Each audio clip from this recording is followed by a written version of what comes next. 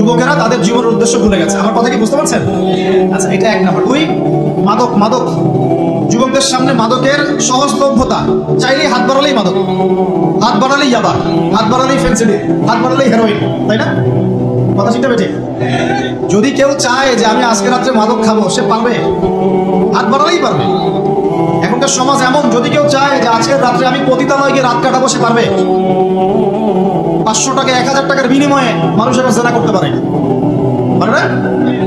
5 টাকা 10 টাকা 50 100 টাকা দিয়ে মানুষ এখন ইয়াবা কিনে খেতে পারে। আর যারা সীমান্তবর্তী অঞ্চলে আছেন তারা আরো ভালো জানেন আমার কথা কতটুকু সত্য, কতটুকু। যুবকদের সামনে মাদক এমনি এমনি দেওয়া হয় নাই। উদ্দেশ্য কি? তোমার দ্বারা ইসলামের বিজয় সম্ভব ছিল। মাদক সেবন করায় তোমাকে সরাই দিয়েছে ওই রাস্তা থেকে। খুব সতর্ক। 3 নাম্বার, জুয়া। তোমার সামনে জুয়া দিয়ে দিয়েছে। জুয়া, ফুটবল বিশ্বকাপ হলে জুয়া, IPL হলে জুয়া, BPL হলে জুয়া, ফুটবল FIFA হলে জুয়া। জুয়া খেলে না মানুষ। আর যে যুব সমাজ তাদের জীবনের উদ্দেশ্য জানে না, তাদের পক্ষেই সম্ভব এইসব মেসি, আর্জেন্টিনা, ব্রাজিল এইসব নিয়ে ব্যস্ত হয়। যারা নিজেদের জীবনের উদ্দেশ্য জানে তাদের জন্য কোশ্চিনকালেও এখানে সময় নষ্ট করা সম্ভব না। দুনিয়ার জীবনটা কি খেলতামাশা? দুনিয়ার জীবনটা কি খেলতামাশার জন্য? আল্লাহ পাক যে হায়াতটা দিয়েছেন, ধরেন 50, 60 বা 100 বছর, এই হায়াতটা কে দিয়েছেন? এই সময়টার মালিক কে? তাহলে আল্লাহ যদি সময়ের মালিক হয়, আমি কেন সময় 1 ঘন্টা অপচয় করবো ওখানে বসে বসে? এই সময়টাকে আমার নাকি? সময়টা আমার বাপের নাকি? সময়টা কার? আল্লাহর দেওয়ার সময় আমি টিভি সেটের সামনে বসে বসে 1.5 ঘন্টা নষ্ট করে ফেললাম। খেললো 2টা দল, তালিবা আছে আমি মাশাআল্লাহ। কালকে দেখলাম কক্সবাজার থেকে আসার সময় রাস্তা ব্লক, পুরা একটা দল জিতেছে, পুরো রাস্তা ব্লক, হাঁটা যাচ্ছে না, মিছিল, পাগলের মতো মানুষ মোটরসাইকেলে ছুটছে, গাড়ি নিয়ে ছুটছে, সিগারেট খাচ্ছে, আরো যে কি খাচ্ছে, মেয়ে নিয়ে ঘুরছে, আর একটা পতাকা নিয়ে ঘুরছে। যে দেশের পতাকা নিয়ে ঘুরছে ওই দেশ জানেও না মনে হয় যে এই দেশে এই আমার সাপোর্টার আছে। হ্যাঁ, আর খেয়াল করে দেখবেন এই আয়োজনগুলো এখন করানো হচ্ছে মুসলিম দেশগুলোকে দিয়ে। মানে মুসলমানদের অবস্থা দেখলে এখন মনে হচ্ছে সুবহানাল্লাহ, যে হারাম একটা কাজকে জায়েজ করার যে কত তরিকা বের হয়েছে এখন। একটা মুসলিম কান্ট্রি জিতেছে, মানে ভাবখানা এমন যে এই জেতার ফলে আমরা ইসলামী খেলাফত কায়েম করে ফেলেছি। ভাবখানা এমন যে কুফফারদের সাথে মনে হয় যুদ্ধ জিহাদ করে বিশ্বের বুকে ইসলাম কায়েম করে ফেলেছে। ভাবখানা এমন। এই স্টেডিয়ামগুলো করতে কত কোটি বিলিয়ন ডলার খরচ করতে হয়েছে, কত শ্রমিক যে এই স্টেডিয়ামগুলো বানাতে মারা গেছে তোমরা জানোই না। কি হচ্ছে এখানে? পশ্চিমারা আসছে, এনজয় করছে, খেলাধুলা হচ্ছে। বিষয়টা কি জানেন? আমাদেরকে এই খেলাধুলার অহেতুক কাজে ব্যস্ত করে দিয়ে ওরা ওদের এজেন্ডা বাস্তবায়ন করছে। দেখবেন যখন রমজান মাস আসে তখন দেখবেন মুসলিম কান্ট্রির উপর নির্যাতন বাড়ে। যখন বড় ইভেন্ট হয়, ওয়ার্ল্ড কাপ, এটা সেটা, দেখবেন ভিতরে মুসলিম কান্ট্রির উপর নির্যাতন বাড়তে থাকে। মানুষ একদিকে তাকায় থাকে, আর একদিকে উদ্দেশ্য সাধন করতে হয়। বুঝাচ্ছি বিষয়টা। আপনার 5টা বাচ্চা আছে মনে করেন, খুব জ্বালায়, কান্নাকাটি করে, হইচই করে। আপনি মোবাইল ফোনটা বের করে দিয়ে বলেছেন, বাবা বস, তোরা 5 জন মিলে একটা কার্টুন দেখ, আমি একটু কাজটা করি। দিয়ে দিলেন, কার্টুন দেখছে চুপচাপ, কেউ কোনো ডিস্টার্ব নাই। বুঝতে পারছেন? এই যে বাচ্চাগুলো কার্টুন দেখছে না, এগুলো হচ্ছে আমরা এখন। আর ওই যে কাজ করছে বা এটা হচ্ছে ওরা, পশ্চিমা। আমার কথা কি বুঝতে পারেন? আচ্ছা, সহজ করার চেষ্টা করছি। প্রিয় যুবক ভাইরা, মেয়ে তো উন্মুক্ত করে দিয়েছেই, মাদক তো দিয়েছেই, জুয়া দিয়েছে, অহেতুক এসব খেলতামাশা দিয়েছে তোমার সামনে, তোমার সময় কেড়ে নেওয়ার জন্য, তোমার হায়াত কেড়ে নেওয়ার জন্য। তোমার মূল্যবান হায়াত, যে হায়াতটাকে তুমি আল্লাহর পথে দাওয়াতের কাজে ব্যয় করবা, দিন চর্চার কাজে ব্যয় করবা, আল্লাহর ইবাদতের কাজে ব্যয় করবা, আমর বিল মারুফ নাহি আনিল মুনকারের কাজ করবা, এই সময়টা ওরা কেড়ে নিয়েছে তোমার কাছে। বুঝতে পারছো না তুমি? আবার নেশা দিয়ে তোমার ভিতরটা নষ্ট করে ফেলেছে, জেনা দিয়ে তোমার অন্তরের নূর নষ্ট করে দিয়েছে, ফ্রি মিক্সিং দিয়ে জেনা এবং তোমার যে পবিত্রতা, চারিত্রিক পবিত্রতা নষ্ট করে দিয়েছে। আরো দিয়েছে পর্নোগ্রাফি। বেশিরভাগ যুব সমাজ এখন বাসায় গিয়ে রাতের বেলা পর্ন দেখে। দেখা যায় সারাদিন ভালো কাজ করে, বাসায় গিয়ে রাতের বেলা পর্ন দেখে। পর্নোগ্রাফি দেখে না বা দেখে নাই কখনো, এমন একটা ছেলে খুঁজে পাওয়া যাবে না। আর যখন আপনি এগুলোতে অভ্যস্ত হয়ে যাবেন, তখন শরীর খারাপ হয়ে যাবে, মন ভালো থাকবে না, আপনি একাকী গোপন পাপ করবেন, শরীর দুর্বল হয়ে পড়বে। একটা মেয়ের দিকে আপনি সম্মানের চোখে তাকাতে পারবেন না, মনে হবে মেয়ে মানেই মনে হয় ভোগের বস্তু। পর্নে আসক্ত যারা, তারা কোনো কাজে শান্তি পায় না, অস্থির। এমনকি তারা যদি বিয়ে শাদীও করে, তবু বৈবাহিক জীবনে সুখী হতে পারে না। কেন জানেন? নিজের শক্তি ক্ষমতাগুলো আগে নষ্ট করে ফেলেছে। এবং অনেকগুলো মেয়ে যখন আপনি দেখবেন নগ্ন, তখন আপনার স্ত্রীকে আপনার কাছে সুন্দর মনে হবে না, মনে হবে এই মেয়ের চেয়ে মনে হয় ওই মেয়েটা সুন্দর, এর চেয়ে মনে হয় ওইটা সুন্দর। আর মেয়ের প্রতি সম্মান তো থাকবেই না, মেয়েকে মনে হবে একটা ভোগের বস্তু। যত বেশি পর্নোগ্রাফি বেড়েছে তত ধর্ষণ বেড়েছে, দেখেছেন? পর্ন যত বেড়েছে ধর্ষণ তত বেড়েছে। এমনকি ছোট ছোট বাচ্চারা পর্যন্ত রেহাই পাচ্ছে না, দেখেন না? ছোট ছোট বাচ্চা, 5 বছর 10 বছরের বাচ্চারা, মেয়ে বাচ্চাদের কথা বলছি, এদেরকেও ধর্ষণ করা হচ্ছে। যাদের ঘরে কন্যা সন্তান আছে তারা খুবই এখন মানে বিপর্যয়ের মধ্যে আছেন আপনারা, আমরা। কারণ সমাজটা তো নষ্ট হয়ে যাচ্ছে। আপনার মেয়েকে কতদিন ধরে রাখবেন? বাইরে তো পাঠাতেই হবে। বাইরে পাঠালে দেখবেন মেয়ের সম্মান নাই, পর্দা নাই, মেয়েকে জোর করে ধর্ষণ করা হচ্ছে। বাসে, ট্রেনে, অটোতে, অমুকে তমুকে, ট্রাকে মেয়েকে ধর্ষণ করা হচ্ছে। আর প্রত্যেক ধর্ষকের তো আর ইসলামিকভাবে বিচার হচ্ছে না, হচ্ছে? যদি একটা এলাকায় ধর্ষণ হতো আর ধর্ষককে জনসমক্ষে ডেকে ফাঁসি দেওয়া হতো না, তাহলে দেখতেন যে ওই এলাকায় ধর্ষণ বাড়তো না। যদি একটা এলাকার চোরদেরকে জনসমক্ষে নিয়ে এসে হাত কেটে ফেলা হতো, তাহলে বুঝতেন চুরি কাকে বলে, ভয়ে চুরি করতে পারতো না। আর ভাগ্য ভালো যে এই নিয়মগুলো এখন নাই। কেন ভাগ্য ভালো বললাম? ভাগ্য ভালো কেন বললাম? কারণ এই নিয়ম যদি এই মুহূর্তে চালু করা হয়, এই মুহূর্তে যে এখন এই সেকেন্ডের মধ্যে চালু করা হয়, তাহলে অনেক বড় বড় রাঘব বোয়াল যারা আছে ওদের হাত থাকবে না। বুঝতে পারছেন না? কেউ চুরি করে সিসকা চোর বলি আমরা, কি বলেন? সিসকা চোর বলেন। কেউ আছে চুরি করে, কুকুর চুরি করে। সিসকা চোরকে ধরতে পারলে রাস্তাঘাটে কি মাইকটা দেওয়া হয়, তাই না? মনে হয় যে নিজের শক্তি খাটানোর একটাই জায়গা চোর পিটানো। মসজিদে যদি একটা চোর ধরা পড়ে, কি মাইকটা মারে, খুঁটির সাথে বেঁধে একদম জুতা স্যান্ডেল দিয়ে। আর সামনে যে পুকুর চুরি করে বসে আছে, কিছুই করতে পারতেছে। কি কথা মিথ্যা কথা বলছে? যদি একটা মুসলিম রাষ্ট্রের মধ্যে দুর্নীতি না থাকতো না, মুসলিম রাষ্ট্র বিশ্বকে নেতৃত্ব দিত। যদি কোনো মুসলিম রাষ্ট্রের মধ্যে দুর্নীতিটা না থাকতো না, তাহলে দেখতেন ওই রাষ্ট্র অবশ্যই বিশ্বকে নেতৃত্ব দিত। এমন অনেক অমুসলিম রাষ্ট্র আছে যেগুলো অমুসলিম হওয়া সত্ত্বেও ওদের মধ্যে কোনো দুর্নীতি নাই, জানেন? আল্লাহ পাক আমাদের সবাইকে পরিপূর্ণ মুসলমান হওয়ার তৌফিক দান। দেখেন আল্লাহ পাক বলেছেন, উদখুলু ফিস সিলমি কাফা, তোমরা পরিপূর্ণরূপে ইসলামে প্রবেশ করো। এখন আমি যদি নামাজও পড়ি, আবার ঘুষও খাই, এদিকে রোজাও রাখি, আবার সুদও খাই, আবার এদিকে আমি হজমরাও করি, অন্যের সম্পদ আত্মসাৎ করি, মাপে কম্ম দেই, মজুদদারি করি ইত্যাদি, আমি কি পরিপূর্ণ মুসলিম? আমি কি উদখুলু ফিস সিলমি কাফার উপর আমল করতে পেরেছি? আর আল্লাহ পাক এখানে বলছেন, ওয়ালা তামুতুন্না ইল্লা ওয়া আনতুম মুসলিমুন, পরিপূর্ণ মুসলমান না হয়ে তোমরা মৃত্যুবরণই করিও না। করলেই সমস্যা। পরিপূর্ণ মুসলমান না হয়ে মারা গেলেই সমস্যা। কি সমস্যা? ওই যে আল্লাহ পাক বলবেন, মান রব্বুক, বলবে লা আদরি, আমি তো জানি না। কারণ পরিপূর্ণ মুসলমান হয়নি তো, আল্লাহ সেটা শিরক করেছে। আল্লাহ পাক বলবেন, মা দীনুক, বলবে লা আদরি, আমি জানি না। মা দীনুক উত্তর কেমন করে দিতে পারবে? ইসলামের কিছু অংশ মানে, কিছু অংশ মানে না। ইসলামের কিছু অংশ মানে, নামাজ, রোজা, হজ, যাকাত, তাসবিহ, তাহলিল সবই মানে, কিন্তু সুদ ছাড়তে হবে, ঘুষ ছাড়তে হবে, জিনা করা যাবে না, মদ খাওয়া যাবে না, দুর্নীতি করা যাবে না, মানে না। তাহলে মা দীনুক কি উত্তর দিবে? মান নবিয়ুক, কে নবী? উত্তর কিভাবে সম্ভব? নবীর সুন্নতই তো নাই গায়ের উপর, চেহারায় নাই, কাপড়ে নাই, চলাফেরায় নাই, ওঠা বসায় নাই, ইবাদতে থাকলেও অর্থনীতির মধ্যে নাই, অর্থনীতির মধ্যে থাকলেও সংস্কৃতির মধ্যে নাই, সংস্কৃতিতে থাকলেও সমাজে নাই। নবীর সুন্নত কি খালি ঘরে তসবিহ টেপার মধ্যেই? মানে আমরা খালি সুবহানাল্লাহ সুবহানাল্লাহ পড়বো, এটাই সুন্নত? দাড়ি ছেড়ে দিব, এটাই খালি সুন্নত? টাকটার উপরে কাপড় পরবো, এটাই কি খালি সুন্নত? সমাজের মধ্যে সুন্নত নাই, অর্থনীতির মধ্যে সুন্নত নাই, ব্যবসা বাণিজ্যের সুন্নত নাই, চাকরি বাকরিতে সুন্নত নাই, পরিবারের সুন্নত নাই, সংস্কৃতির মধ্যে সুন্নত নাই। আর রাষ্ট্রের কথা বললাম না, বাদ দেন, ওটা এটুকু সম্ভব না। ইল্লা মাশাআল্লাহ, যদি আল্লাহ পাক না চান।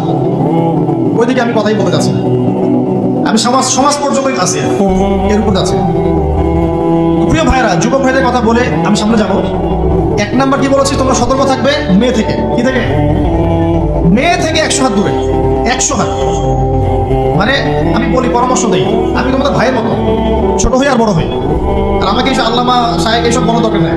আমি একদম তালেব ইলম, এখানে বড় বড় অনেক আলেম ওলামায়ে কেরাম আছেন, আমি বিব্রত বোধ করছি কথা বলতে। আমি জানি যে হকপন্থী ওলামায়ে কেরাম যারা, তারা আমাদের মতো অনলাইনেও আসেন না, ফেসবুক ইউটিউবে ভিডিও পাবেন না, এমন আলেম বাংলাদেশে আছেন জানেন, যারা বহু আলেম তৈরি করছেন, মাদ্রাসা খেদমত করছেন। তাদের সামনে আমাদেরকে যখন এইভাবে টাইটেল দেন, লজ্জা লাগে, বিব্রত বোধ করি।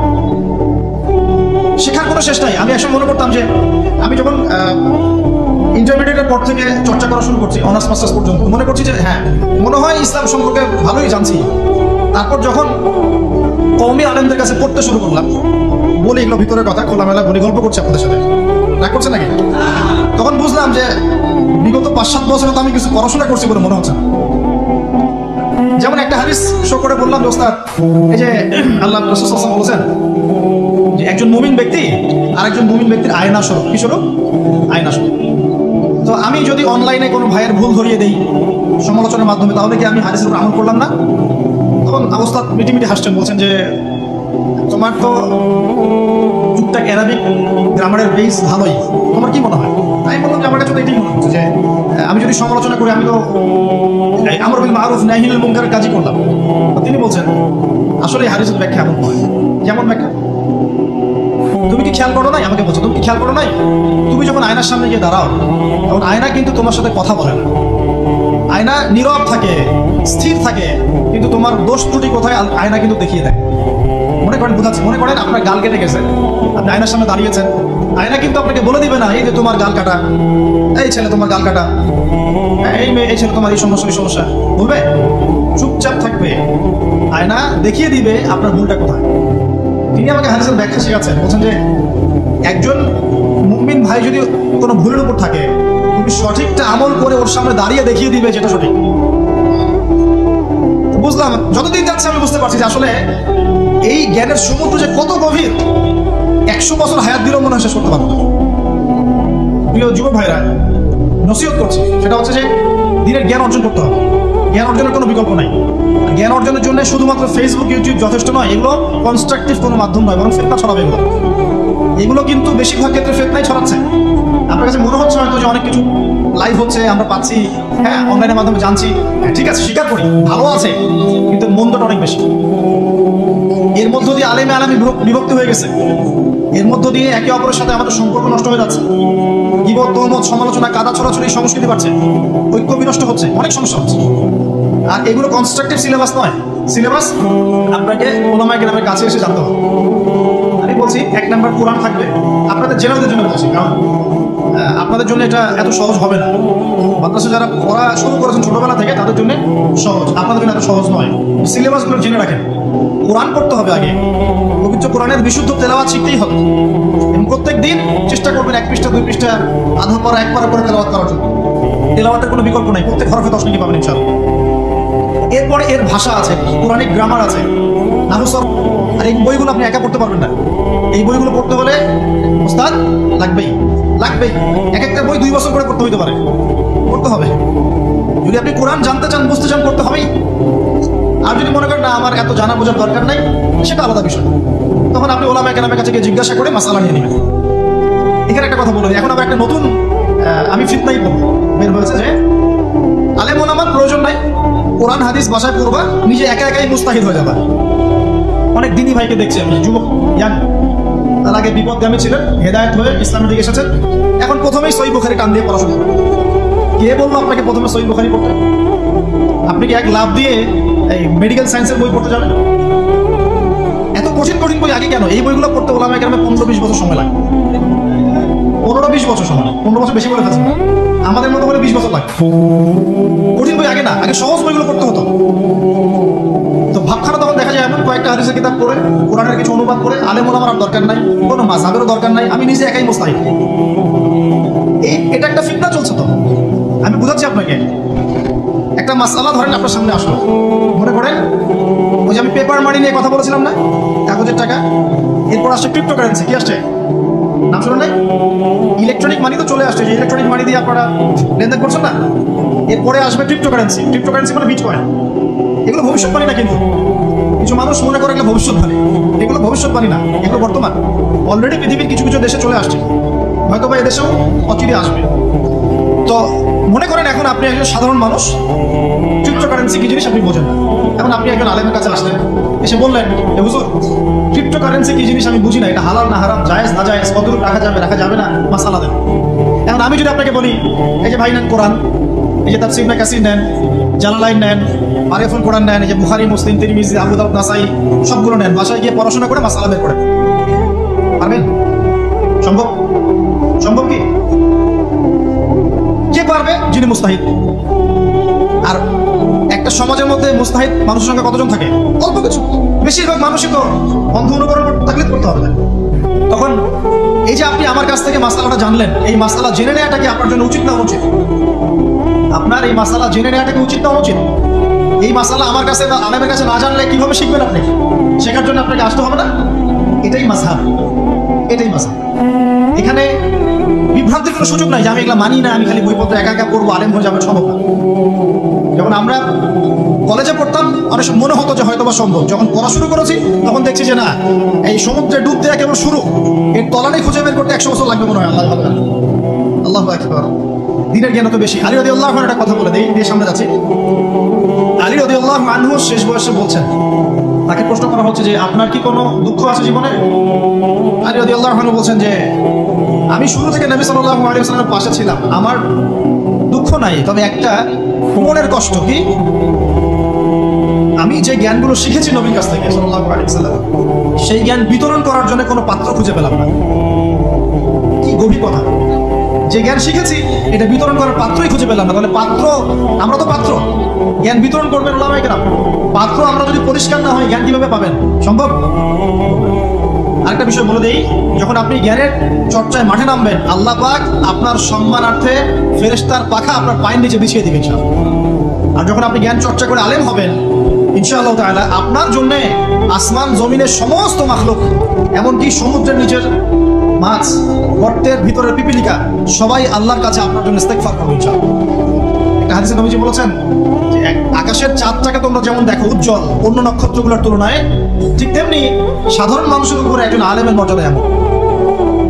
প্রিয় ভাইরা, যুবক ভাইদেরকে বলছি, স্পেশালি আজকের লেকচারটা স্পেশালি তোমাদের জন্য, এই ফাঁদগুলো থেকে বেঁচে থাকবে এবং এলেম অর্জন করবে। এলেম অর্জনের কোনো বিকল্প নয়, এবং এলেম অর্জনের জন্য সিলেবাস লাগবে। আর অনেক বইপত্র একা একা পড়তে পারবে না, আলেম ওলামাদের সংস্পর্শ লাগবেই, কোথায় পারবে না। এর পাশাপাশি আপনি সিরাতের বই পড়বেন, ইতিহাস পড়বেন, ইসলামিক অর্থনীতি পড়বেন, হ্যাঁ, ভূরাজনৈতিক প্রেক্ষাপটের বইগুলো পড়বেন, এগুলো ঠিক আছে। এবং জেনারেল লাইনে যেখানে পড়াশোনা করছেন এই পড়াশোনাও কন্টিনিউ করবেন, এবং আপনার প্রতিভা দিয়ে আপনার জায়গা থেকে ইসলামের খেদমত করবেন ইনশাআল্লাহ। পারা যাবে না? আল্লাহ তৌফিক দান করুন। যুবক ভাইদের সামনে ফাঁদ। কেন ফাঁদ? কারণ যুবক ভাইরা যদি জীবনের উদ্দেশ্য জেনে ফেলে এবং ইসলাম প্রতিষ্ঠার কাজে আত্মনিয়োগ করে, তাহলে কুফার শক্তি পালানোর জায়গা খুঁজে পাবে না ইনশাআল্লাহ। প্রিয় ভাইরা, আল্লাহ রাব্বুল আলামিন বলছেন মুমিনদেরকে, হে মুমিনরা, তোমরা আল্লাহকে ভয় করো। দেখুন, 6টা পিলারে বিশ্বাস না করা পর্যন্ত কেউ মুমিন হয় না। কয়টা পিলার? 1 নাম্বার হচ্ছে আল্লাহর প্রতি বিশ্বাস। 1 নাম্বার আল্লাহর প্রতি বিশ্বাস। 2 ফেরেশতা মণ্ডলীর প্রতি বিশ্বাস। 3 আসমানি কিতাব সমূহে বিশ্বাস। 4 নবী রাসূলগণের প্রতি বিশ্বাস। 5 পরকালের প্রতি বিশ্বাস। এবং 6 তাকদীরের ভালো মন্দের প্রতি বিশ্বাস। এই 6টা পিলারকে মনে বিশ্বাস করতে হয়, মুখে স্বীকৃতি দেওয়া লাগে এবং কাজেও বাস্তবায়ন করতে হয়, তারপর আপনি মুমিন হবেন ইনশাআল্লাহ। আল্লাহ পাক বলছেন আমাদেরকে, এই মুমিনদেরকে তোমরা আল্লাহকে ভয় করো, ভয় করার মতো ভয় করো। এটার ব্যাখ্যা কি? ভয় করা মানে কি? শুধু নেক আমল করা মানেই আল্লাহকে ভয় করা নয়। আল্লাহ পাকের যত নিষেধ আছে এই নিষেধগুলো ছেড়ে দেওয়ার নাম হলো আল্লাহকে ভয়। যদি আমি নামাজ পড়ি, প্রমাণিত হবে না যে আমি আল্লাহকে ভয় করি। হারাম ছেড়ে নামাজ পড়েন, হালাল খেয়ে নামাজ পড়েন, প্রমাণ হবে আপনি আল্লাহকে ভয় করেন। নামাজ পড়াটা একটু সহজ কাজ, কিন্তু এই হারাম রিজিক ছেড়ে দেওয়া এত সহজ কাজ না। রোজা রাখা সহজ কাজ তুলনামূলক, কিন্তু সুদ ঘুষ ছেড়ে দেওয়া এত সহজ কাজ নয়। তাসবিহ তাহলিল করা সহজ কাজ, কোরআন তেলাওয়াত করাও সহজ কাজ তুলনামূলক, কিন্তু ওই বোনের সম্পত্তি তাকে ফিরিয়ে দেওয়া এত সহজ নয়। অন্য মুসলিম ভাইয়ের মান সম্মান রক্ষা করা এত সহজ নয়। পরিবারে পর্দা এবং নামাজ কায়েম করা এত সহজ নয়।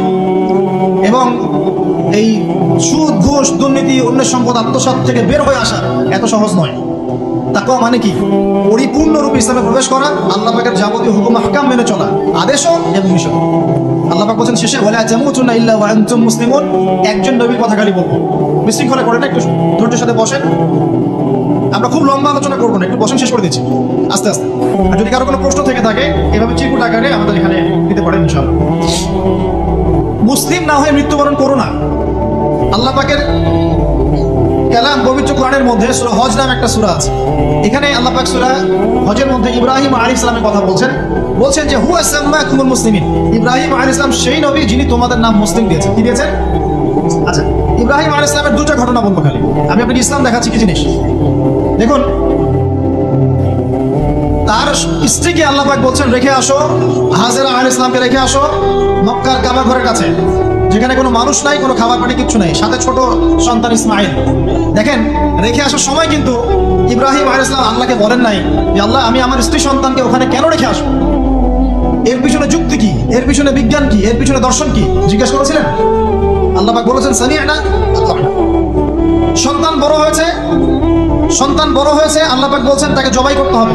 তিনি সন্তানকে গিয়ে বলছেন ইয়া বুনাইয়া ইন্নী আরা ফিল মানামি আন্নী আযবাহুক, আমি স্বপ্নে দেখছি তোমাকে জবাই করছি, ফানজুর মাযা তারা, তোমার কি রায় আমাকে বলো।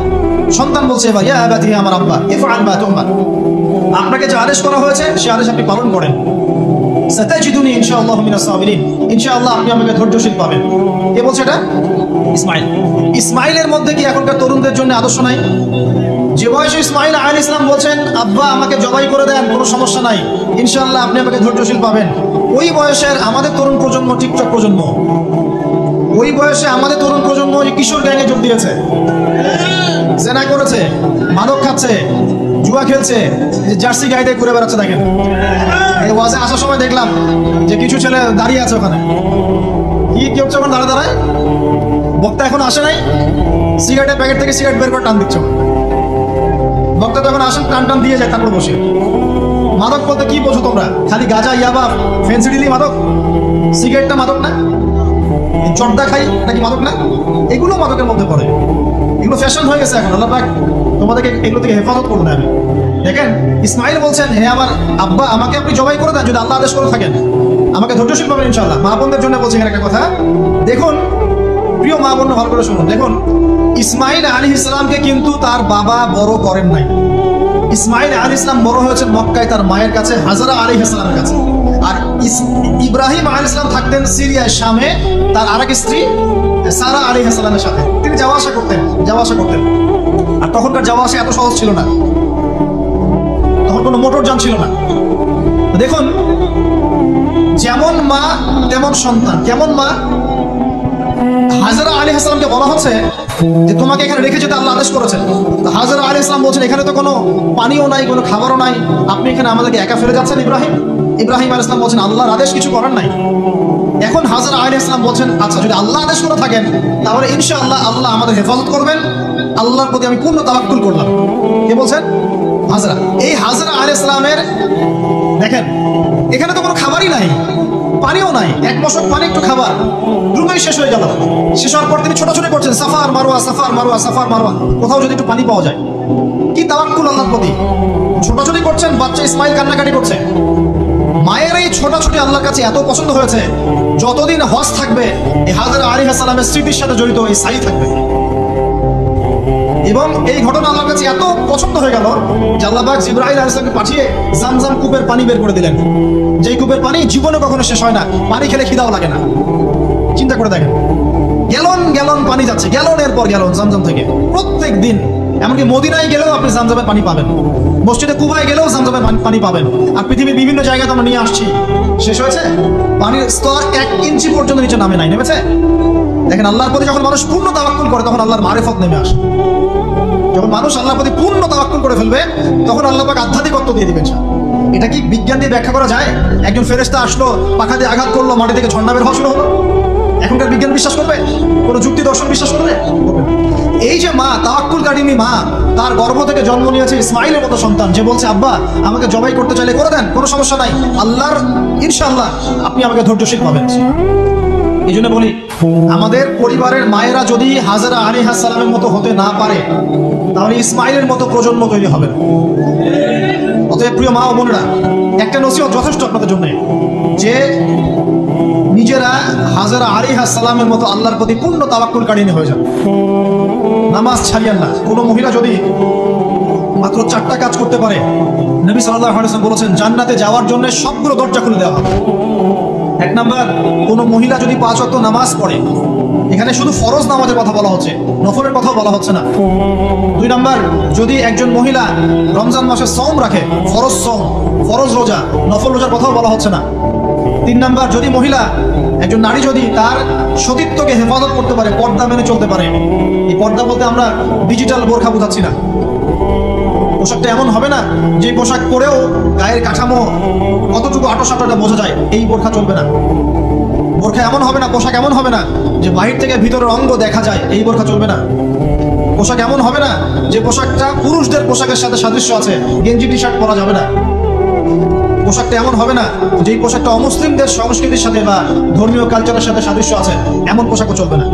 যদি কোনো নারী 3 নাম্বার তার লজ্জাস্থানের হেফাজত করতে পারে, মানে এই পর্দা মেনটেন করতে পারে, আর পর্দা করে যদি কলেজে গিয়ে আর ইউনিভার্সিটিতে গিয়ে সহি প্রেমে লিপ্ত হন, তাহলেও পর্দা হবে না। কথা বোঝাতে পারছি না? পর্দা করেও যদি ইউনিভার্সিটিতে গিয়ে গ্রুপ স্টাডি করতে হয় গায়রে মাহরামের সাথে, এই পর্দাও চলবে না। পর্দা মানে পর্দা। পর্দা করে যে দুলা ভাইয়ের সাথে কুটুস কুটুস গল্প করা শুরু করেন, ইডিশ পিডিশ, চলবে না পর্দা। দেবর আর ভাবি, এখন দেখেন না, দেবর ভাবি, শালি দুলা ভাই, চাচাতো ভাই, চাচাতো বোন, কোন জায়গায় সমাজ গিয়েছে জানেন? এমন নিউজ বাংলাদেশে এসেছে, নাউজুবিল্লাহ বলতে বলতে রুচিতে বাঁধে, যে বাবা মেয়ের সাথে পর্যন্ত জেনা করে ফেলেছে। এই ঘটনা জানেন না? বাংলাদেশে একাধিক ঘটনা ঘটেছে। আস্তাগফিরুল্লাহ, ইন্না লিল্লাহি ওয়া ইন্না ইলাইহি রাজিউন। কোন যুগে আছেন চিন্তা করেন। কেউ কারো থেকে বাদ না, শিক্ষকের সাথে ছাত্রী, ছাত্রর সাথে শিক্ষিকা, বস আর কলিগ, মহিলা কলিগ বস, মহিলা বস, পুরুষ কর্মচারী, হ্যাঁ, অমুক কর্মকর্তা, তমুক কর্মকর্তা। মাঝখানে একটা সিসিটিভি ফুটেজ ফাঁস হয়ে গেল, দেখলেন না কি হইলো? মনে আছে? ভুলে গেছেন মনে হয়? একটা টাইটেল, একটি সিসি ক্যামেরা সারা জীবনের কান্না, মনে নাই? ভুলে গেছেন আপনারা? হ্যাঁ, এই যে মনে আছে। তো কে কার থেকে বাদ? ফুফাতো ভাই, চাচাতো বোন, হ্যাঁ, খালাতো বোন, খালাতো ভাই, মানে কাজিন, দেবর ভাবি, শালাদুলা ভাই, শালিদুলা ভাই, সব দেখবেন জেনা করতেছে না? পরকিয়া তো নিত্যদিনের ব্যাপার। পরকিয়া না করলে এখন পেটের ভাতই হজম হয়। বাসায় একটা স্ত্রী আছে, বাইরে 3-4টা মেয়ের সাথে টাঙ্কি মেরে বেড়াবে, কোনো সমস্যা নেই। সমস্যা কোথায় বলি? সমস্যা হচ্ছে যদি আপনার স্ত্রী থাকে একজন নেককার বা সতীসাধী নারী থাকে, এবং তার পারমিশন নিয়ে যদি আপনি আরেকটা বিয়ে করতে যান, সমস্যা আছে। হালাল ভাবে বিয়ে করলে সমস্যা, বাইরে টাঙ্কি মেরে বেড়াবেন, কোনো সমস্যা নেই। বাসায় একটা স্বামী আছে, বাইরে আরো 2-4টা ছেলের সাথে ফোনে কথা বলে, কোনো সমস্যা নেই। আমরা এখন কি করি জানেন? আমরা জেনাকে প্রমোট করি, নগ্নতাকে প্রমোট করি, আর বিয়ে হালাল জিনিসগুলোকে আমরা ঢেকে দিই, বাধা দিই। বিয়ে করতে চান, দেখবেন বাধা পাবেন। জেনা করতে চান, বাধা পাবেন। হ্যাঁ, বিশ্বাস করছেন না? বিয়ে করতে যে দেখেন খালি কত বাধা আসে, আর জেনা করতে চান কোনো বাধা, মদ খাইতে চান কোনো বাধা নাই। লিগ্যাল কিছু পতিতালয় আছে আমাদের দেশে, লিগ্যাল, এবং তাদেরকে পতিতা বললেও মানুষ রাগ করে। এখন বলতে হবে যৌনকর্মী, সেক্স ওয়ার্কার। কেন? তাদের যদি এতই সম্মান দেওয়ার ইচ্ছা থাকে আমাদের, আমরা কি ওদেরকে হালাল কোনো কর্মসংস্থান দিয়ে এই পাপের পথ থেকে ফেরাতে পারি না? ঠুনকো আবেগ দেখাও না, বাইরে খালি কিছু টাকা পয়সা ইনভেস্ট করে একটা প্রজেক্ট হাতে নিয়ে এই মেয়েদেরকে, মহিলাদেরকে যদি একটা ভালো কর্মসংস্থানের ব্যবস্থা করে, ওরা কি জেনা করবে নাকি? টাকার জন্য করে, পেটের দায়ে করে। কোনো মেয়ে কি চায় নিজের ইজ্জত মানুষের কাছে বিক্রি করতে? কোনো মেয়ে চায় না। প্রিয় দিনী বোনেরা, পোশাক এই 4টা মূলনীতি মেনে চলবেন। পোশাক এমন হবে না, আটো-সাটো পোশাক চলবে না, পাতলা পোশাক চলবে না, বাইরে থেকে ভিতর দেখা যায়, পুরুষের পোশাক চলবে না, এবং অমুসলিমদের সাদৃশ্য আছে এমন পোশাক চলবে না। আপনি বাসায় কি পোশাক পরে থাকেন, আমরা এখানে তো কোনো রকম ইন্টারফেয়ার করতে যাচ্ছি না। বাইরে যদি গায়রে মাহরামদের সাথে বের হন, সামনে বের হন, তাহলে অবশ্যই আপনাকে এই পর্দা মেনটেন করে আসতে হবে। Islamic laws. আল্লাহর আইন যদি আপনি না মানেন, আপনার কবর আপনার, আমার কবর আমার। উপদেশ দাও, তুমি শুধু উপদেশ দাতা, লাস্তা আলাইহিম বিমুসাইতির। তুমি কারো প্রতি দারোগা নও, আমাদের দায়িত্ব জাস্ট প্রচার করা। বাল্লিগু আন্নী ওয়ালাউ আয়া, একটা আয়াত জানলেও খালি প্রচার করে দাও, দ্যাটস অল। ওয়াযাক্কির ইন নাফাআতিয যিকরা, তুমি উপদেশ দাও যদি উপদেশ কোনো কাজে আসে। প্রিয় ভাইরা, বলতে কথা বলতে এখানে এসেছিলাম। একটা মেয়ে 4টা কাজ করলে জান্নাতে চলে যাবে ইনশাআল্লাহ। 5 ওয়াক্ত নামাজ, ফরজ নামাজ, 2 রমজান মাসের সাওম, 3 নাম্বার লজ্জাস্থানের হেফাজত, 4 নাম্বার স্বামীর আনুগত্য। স্বামীর কি? দেখেন, ফ্যামিলিস্ট মেয়েরা বলবে স্বামীর দাসত্ব। দাসত্ব আনুগত্য এক জিনিস নয়, মনে থাকবে। দাসত্ব আনুগত্য এক জিনিস নয়। আনুগত্য মানে কি? আনুগত্য মানে আপনার স্বামী আপনাকে কোরআন সুন্নাহর মতো চালানোর চেষ্টা করছে, আপনি এটা ফলো করবেন, আনুগত্য। আর আপনার স্বামী যদি আপনাকে কোরআন সুন্নাহর বাইরে যদি বলে যে আসো, অফিসের কলিগরা আসছে, আমার টেবিলে খাবার পরিবেশন করো, যাবেন না, আনুগত্য করবেন না। আপনার স্বামী বলছে যে সুন্দর করে সাজুগুজু করো, আজকে ঘুরে আসি সাজে, ঠিক আছে, বাইকের পিছনে বসে আপনাকে নিয়ে যেতে যাচ্ছে, আপনি যাবেন না, বলবেন যে এরকম সাজুগুজু করে গায়রে মাহরামদের সামনে যাওয়া জায়েজ নাই। আনুগত্য কি? কোরআন সুন্নাহ সমর্থিত কাজে আপনি স্বামীকে ফলো করবেন, আনুগত্য। স্বামী যদি এমন কোন আদেশ করে যে আদেশটা কোরআন সুন্নাহর বাইরে যায়, আপনি এখানে কোনো আনুগত্য নাই। একটা হাদিস আছে লা তুআতা লি মাখলুক ফি মা'সিয়াতিল খালিক, মানে স্রষ্টার অবাধ্যতায় সৃষ্টির কোনো আনুগত্য নাই, আল্লাহর অবাধ্যতায় সৃষ্টির কোনো আনুগত্য নাই। প্রিয় ভাইরা, একটা আয়াত আমার জন্য যথেষ্ট হবে ইনশাআল্লাহ। মুমিন আমরা মুমিন না আল্লাহ বিশ্বাস করি কি না? ফেরেশতায় বিশ্বাস করি না? নবী রাসূল আসমানি কিতাবে পরকাল তাকদীরে বিশ্বাস করি তো? আমরা সবাই ইসলামের বিজয় চাই কিনা? আমরা সবাই পরিপূর্ণ মুসলমান হতে চাই কিনা? আমরা চাই কিনা যে আমাদের সাথে সাথে আমাদের পরিবারটাও জান্নাতে যাক? আমরা চাই কিনা যে আমাদের সমাজটাও ইসলামের আলো আলোকিত হোক? চাই কিনা? যদি চাই প্রিয় ভাইয়েরা, আমার 10টা নসিহত। কয়টা? 10টা, জাস্ট 10টা লাইন বলবো, আর আপনাদের ধৈর্য নষ্ট করছেন। এক, জ্ঞান অর্জনের যে কথা বলেছি, জ্ঞান শুধু অর্জন নয়, জ্ঞানের বিপ্লব ঘটাতে হবে। পারবেন ইনশাআল্লাহ? যে যেখানে পড়াশোনা করছেন করেন, কিন্তু ইসলামিক পড়াশোনা বাদ দিয়ে নয়। দিনের জ্ঞান আগে অর্জন করতে হবে, বাল্য বয়সে অর্জন করতে হবে। আল্লাহ তৌফিক দান করুন। 2 নাম্বার, প্রত্যেক দিন কোরআনকে সময় দিবেন। কি করবেন? প্রত্যেক দিন কোরআনকে সময় দিবেন। প্রত্যেক দিন মিনিমাম 1 ঘন্টা করে হলেও কোরআন তেলাওয়াত করার চেষ্টা করবেন। পারবেন ইনশাআল্লাহ? 3 নাম্বার, আপনার জীবনটাকে রাসূলুল্লাহ সাল্লাল্লাহু আলাইহি ওয়াসাল্লামের সুন্নাত দিয়ে সাজাতে হবে। প্রত্যেকটা কাজ করার আগে 3 বার চিন্তা করবেন। কয়বার? 3 বার, যে এই কাজটা কিভাবে করলে সুন্নাত হবে, কিভাবে করলে সুন্নাত হবে। এই রাতে ঘুমাবেন, 3 বার চিন্তা করবেন যে কি কি কাজ করে ঘুমালে পরে ঘুমটা সুন্নাত হবে, নেকি হবে। ওযু করবেন, সূরা ফালাক নাস ইখলাস করবেন, আয়াতুল কুরসি করবেন, সূরা বাকারার শেষে 2টা আয়াত পড়বেন, 33 বার সুবহানাল্লাহ, 33 বার আলহামদুলিল্লাহ, 34 বার আল্লাহু আকবার বলবেন, ডান দিকে কাত হবেন, আল্লাহুম্মা বিইসমিকা আমুতু ওয়া আহইয়া। ব্যাস। যদি 6 ঘন্টা ঘুমিয়ে থাকেন, 6 ঘন্টার প্রত্যেক সেকেন্ডে নেকি পাবেন ইনশাআল্লাহ। এর নাম সুন্নাত। প্রতিটা কাজ সুন্নাত মাফিক করতে হবে। একটা খালি কথা বলে দেই, শুধু একবার দরুদ পড়ে নাই, নবীর নাম শুনে দরুদ পড়ে নাই, ইচ্ছাকৃতভাবে তাকে নবীজি বলছেন সে ধ্বংস হোক। নবী বলছেন আমিন, মানে বদদোয়া হচ্ছে এটা।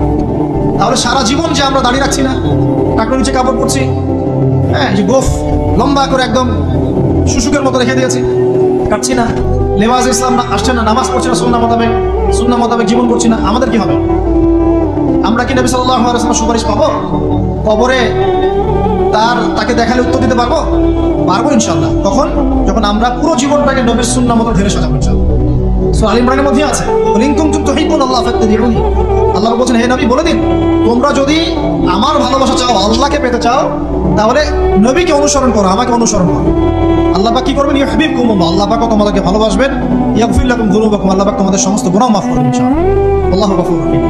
3 নাম্বার বলেছি ভাই, নবীর সুন্নাহ মতো জীবন করেন। 4, একটা হালাল রিজিক অন্বেষণ করেন, হারামে যাবেন না। ওয়াদা করেন যে না খেয়ে মরে গেলেও হারাম রিজিকে যাবেন না। পারবেন তো ইনশাআল্লাহ? আল্লাহ পাক তৌফিক দান করুন। 5 নাম্বার, পরিবারের আদর্শ হবে জান্নাতি আদর্শ। পরিবারের মধ্যে অনইসলামিক কোনো কালচার ঢুকতে দিবেন। টিভিটা আছে না পরিবারে, আসার মানে আছে ভাঙিয়ে দিবেন। যদিও বা টিভির চেয়ে ডেঞ্জারাস জিনিস এখন আমাদের হাতেই থাকে। টিভি তো তাও মানুষ সবাই একসাথে বসে দেখতো, যে যার মতো দেখতে পারতো না। একটা নাটক সিনেমা দেখতো সবাই মিলে দেখতে হবে। এখন তো ফোন, সবার ঘরে ঘরে একটা পৃথিবী, সবাই ঘরে ঘরে যে যার মতো দেখছে। টিভি ভাঙে আর কি করবো? বাদ দেন, থাক, টিভিটা ভাঙি। আচ্ছা, আর পরিবারে পর্দা থাকতে হবে। ছোটবেলা থেকে সন্তানদেরকে কোরআনের শিক্ষা দেওয়া লাগবে, তালিম থাকতে হবে পরিবারে হালাল রিজিক থাকতে হবে। একটা কথা বলি, পরিবারে মেয়েদের প্রতি, স্পেশালি মেয়েদের প্রতি নরম থাকবেন, কঠিন হয় না।